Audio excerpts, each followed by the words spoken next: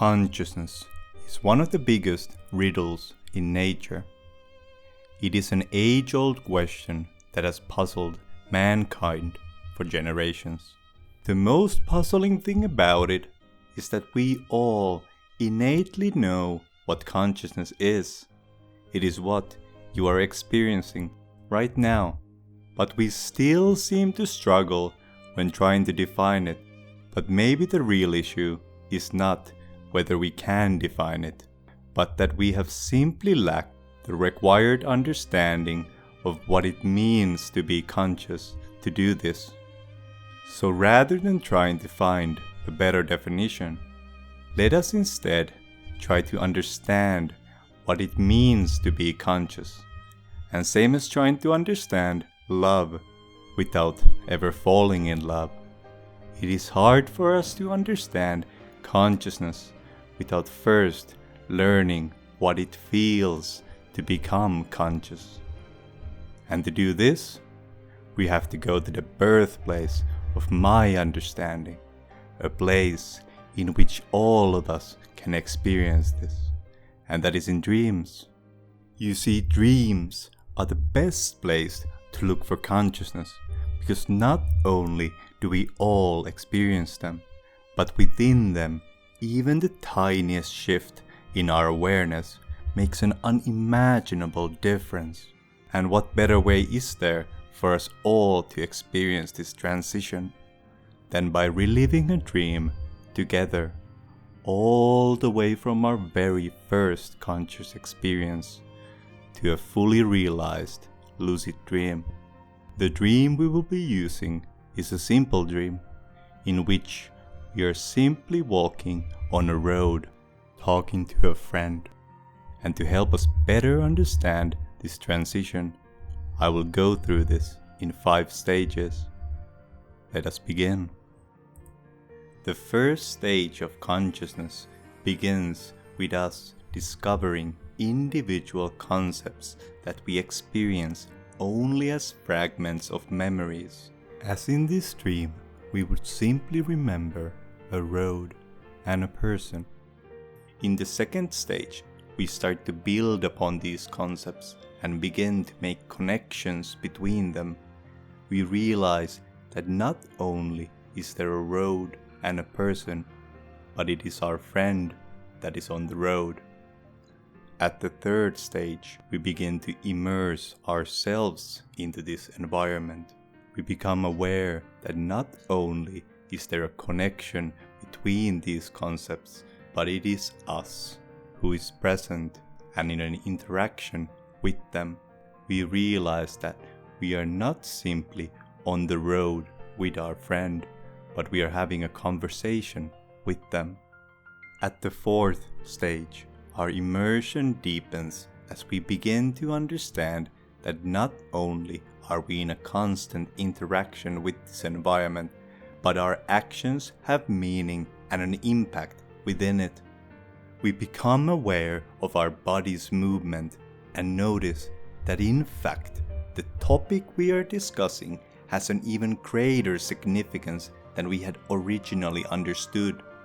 At this stage, it will feel as though we are carrying out these actions with intent. But I will argue that even at this stage of awareness, we are still simply spectators progressing through a carefully tailored story made for us. For those who have reached this awareness, next time pay close attention to these details. Is the dream moving forward on its own, or are you the one moving forward? Do you use your thoughts to move your body, or do you move it naturally? Do you feel the weight of your steps, the gravity, and the wind on your arms as they move? And most importantly, can you make an action that is not predefined, such as stopping and turning around? Because it is only at the 5th stage that we reach a threshold in which we gain our agency and begin to shape the environment with our awareness. However, unlike the previous stages, This stage does not appear innately. No, for our consciousness to take root, we need to make an independent conscious action. This begins when we start to notice subtle differences in our experience and then in our environment, which sparks questions of our role and place within it, until we begin to question our very existence and finally ask whether we are in a dream. It is through this question that our immersion shiftly breaks and we gain our agency. But as I said before, simply questioning our existence is not enough for our consciousness to take root. It is then that we realize that we are not actually bound to this environment, and when we move, the world will follow. The first step is always the hardest, but it is only after the first step that we can take another. And what happens then? Well, that is a story for another time, because now it's time for us to wake up. And once we do, our consciousness overtakes our experience, and in an instant we disregard all the ideas and concepts that just a moment ago were everything to us, as well as our plans for today, which just a minute before falling asleep we held in such high regard. But our journey does not stop here. It is true that we have reached our final destination, but this transition from a dream to a wake state is simply too major for us to fully understand our conscious experience. Same as how we cannot fully understand what it feels to be in love simply by falling in love. We cannot understand our consciousness simply by becoming conscious. No, in order for us all to fully grasp this experience, we must also know what it feels to lose it. Luckily, I know of a way we can all experience this together, and this is with alcohol. So let us fasten our seatbelts one more time and lose our consciousness together. However, unlike in a dream, our conscious experience begins with many strings attached to it. It is hard for us to focus and find enjoyment from a moment with our minds filled with logical issues and worries of tomorrow. Our interaction with the environment seems to have so many strings attached to it. It's hard for us to find the right path to follow.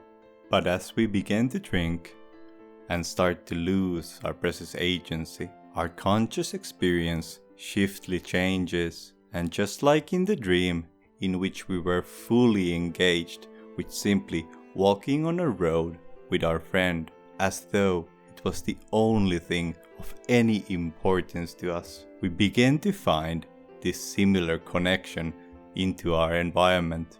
Conversations that previously seemed pointless start to find new meaning, and little by little transition to the most important, or rather the only thing of any importance to us.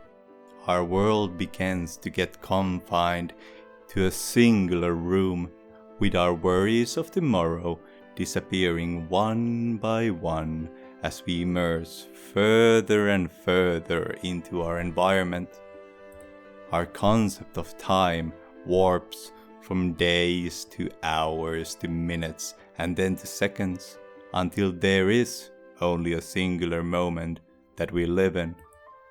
It is easy to find comfort in this feeling as we slowly but surely begin to lose our agency in this world and transition into simple spectators, as though some other entity in us takes the wheel and we get to simply enjoy the ride. Note that this is the same enjoyment we find in dreams, in which there is no tomorrow, no past worries, but only this singular moment. Throughout this journey, it might feel as though you are the one carrying out these actions with the same amount of agency, But by now, you start to understand that this is simply an illusion.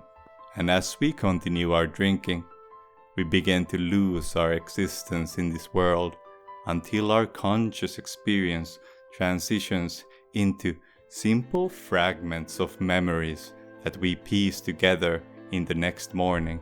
And then, when we drink enough, we lose our memory. And similarly to a dream that we do not remember, our conscious experience with it. But note that even after you are passed out on the driver's seat, your body will still function and carry out its journey. Now, this is the end of our journey. But let us take a moment to understand exactly what we learned.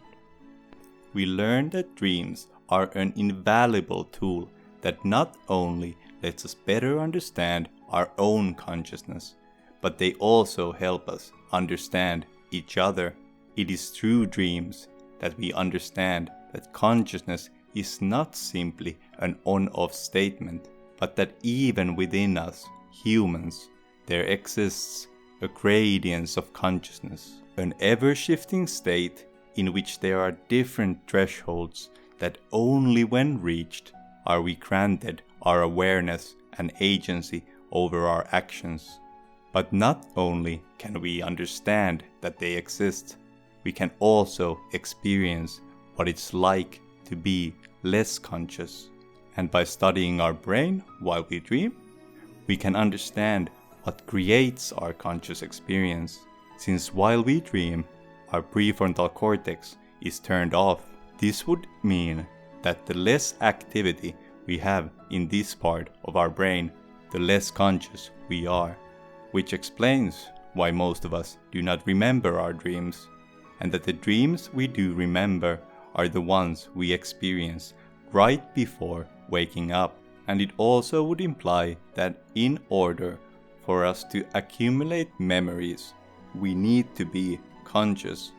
This information can be very troubling, because not only is our prefrontal cortex the last part of our brain to fully develop, but it is also the part that is most impacted by our environment.